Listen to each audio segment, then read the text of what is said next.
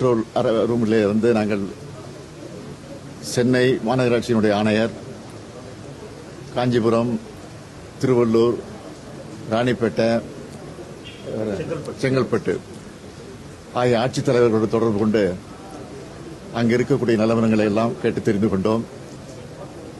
நிவாரணப் பணிகள் எந்த அளவுக்கு நடந்து கொண்டிருக்கிறது என்பதை தெரிந்து கொண்டிருக்கிறோம்.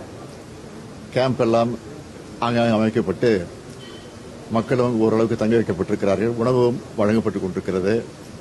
ஆக இன்று இரவு நிச்சயமாக கடுமையான மழை பெய்யும் என்கிற காரணத்தால் முழுமையான நிவாரண நடவடிக்கை ஈடுபட வேண்டும் என்று நாங்கள் கேட்டிருக்கிறோம். எனவே இந்த நிலையில் இருக்கிறது. மற்ற மாவட்ட அங்கங்கே இருக்கக்கூடிய அமைச்சர்கள், அந்த மாவட்டத்தை சார்ந்த பொறுப்புக்குரிய அமைச்சர்களும் அங்கிருந்து அந்த பணிகளை நிறைவேற்றிக் கொண்டிருக்கிறார்கள். இதுவரை அங்கிருந்து எதுவும் ஆபத்தான செய்தி எதுவும் வரவில்லை. எல்லாம் கட்டுப்பாட்டுக்குள்ள இருக்கிறது என்று